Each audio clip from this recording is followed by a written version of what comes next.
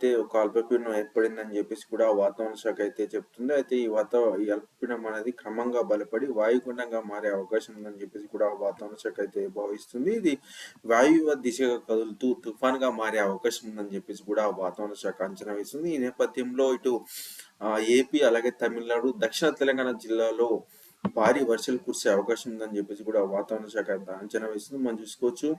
ఇక్కడ ఏర్పడిన అల్పపీడనం అయితే క్రమంగా బలపడి వాయుగుండంగా మారుతుంది. ఆ తర్వాత తుఫాన్‌గా మారి ఇటు దక్షిణాంధ్ర అలాగే ఉత్తర తమిళనాడు వద్ద తీరం దాటే అవకాశం ఉన్నట్లయితే వాతావరణ శాఖ అధికారులు అంచనా వేస్తున్నారు. ఈ నేపథ్యంలో ఇప్పటికే ఇటు తమిళనాడుతో పాటు ఇటు రాయలసీమ, దక్షిణ కోస్తా, ఇటు దక్షిణ తెలంగాణ జిల్లాలో కూడా మోస్తరు వర్షాలు అయితే నమోదవుతున్నాయి. వచ్చే 24 గంటల్లో కూడా ఈ ఈ మనం చూసుకోవచ్చు. ఇక్కడ తమిళనాడు కావచ్చు, దక్షిణ కర్ణాటక కావచ్చు, దక్షిణ ఆంధ్రప్రదేశ్ కావచ్చు, దక్షిణ తెలంగాణ కావచ్చు. ఈ ప్రాంతంలో అయితే మోస్తరు వర్షాలు కురుస్తాయని చెప్పేసి కూడా వాతావరణ శాఖ అంచనా వేసింది. అయితే మనం చూసుకోవచ్చు.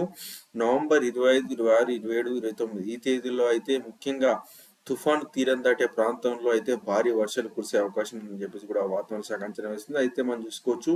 నవంబర్ 29 నాటికి అయితే తుఫాను అయితే ఇక్కడ తీరం దాటే అవకాశం ఉందని చెప్పేసి కూడా అంచనా వేస్తున్నాయి. ఈ నేపథ్యంలో తమిళనాడుతో పాటు దక్షిణ ఏపీ అలాగే దక్షిణ కర్ణాటక, ఇటు దక్షిణ తెలంగాణలో కూడా భారీ వర్షాలు కురిసేందుకైతే అవకాశం ఉందని చెప్పేసి కూడా వాతావరణ శాఖ అంచనా వేస్తుంది. మనం చూసుకోవచ్చు. ఇప్పటికే వాతావరణ శాఖ తెలంగాణకు సంబంధించి కూడా అలర్ట్ అయితే జారీ చేసింది. దక్షిణ తెలంగాణ జిల్లాలో తేలికపాటి నుంచి మోస్తరు వర్షాలు కురిసే అవకాశం ఉందని చెప్పేసి కూడా వాతావరణ శాఖ అయితే పేర్కొంది. చూస్తున్నారు కదా, ప్రస్తుతానికి అయితే అల్పపీడనం ఇక్కడ అండమాన్ నికోబార్ వద్ద అయితే ఉందని చెప్పేసి కూడా చెప్తున్నారు. ఇది క్రమంగా కదిలి వాయువ్య దిశగా కదిలినట్లయితే అది క్రమంగా వాయుగుండంగా బలపడి ఆ తర్వాత తీవ్ర తుఫానుగా కూడా మారే అవకాశం ఉందని చెప్పేసి కూడా వాతావరణ శాఖ అయితే అంచనా వేస్తుంది. చూస్తున్నారు కదా, మనకు రెయిన్ అక్యుములేషన్ అనేది మనకి ఇక్కడ చూస్తున్నారు కదా.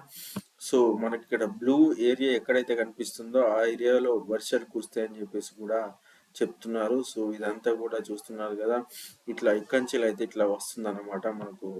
మీకు విన్లో చూపిస్తాను. సో మనం చేసుకోవచ్చు. దాదాపు ఒకవేళ తీరం దాటే సమయంలో ఇటు హైదరాబాద్ వరకు కూడా, సెంట్రల్ తెలంగాణ వరకు కూడా ప్రభావం చూపే అవకాశం అయితే ఉంది. అయితే ప్రస్తుతం మనం చూసుకున్నట్లయితే ఇటు తూర్పు గాలులు వేయడం వల్ల అయితే తెలంగాణలో చలి తీవ్రత తగ్గిందని చెప్పేసి కూడా వాతావరణ శాఖ అధికారులు చెప్తున్నారు. ఎందుకంటే ఉత్తరం నుంచి గాలులు వచ్చినట్లయితే చలి తీవ్రత ఎక్కువ ఉంటుంది. కానీ ఇటు తూర్పు నుంచి గాలులు వచ్చినట్లయితే సముద్రం ఇంకెళ్ళి వచ్చే గాలులు వెచ్చకుండటం వల్ల ఇటు తెలంగాణతో పాటు ఏపీలో కూడా ఉష్ణోగ్రతలు అంటే కనిష్ట ఉష్ణోగ్రతలు పెరిగాయి. అంటే చలి తగ్గిందని చెప్పేసి కూడా వాతావరణ శాఖ అధికారులు చెప్తున్నారు. అయితే డిసెంబర్ ఫస్ట్ వీక్ వరకు కూడా మనకు చలి ఎక్కువగా ఉండకపోవచ్చు అని చెప్పేసి కూడా వారు అంచనా వేస్తున్నారు. సో ప్రస్తుతానికి అయితే దక్షిణ తెలంగాణ జిల్లాలకైతే వర్షపాత సూచన ఉన్నట్లయితే వాతావరణ శాఖ అధికారులు అయితే అంచనా వేస్తున్నారు.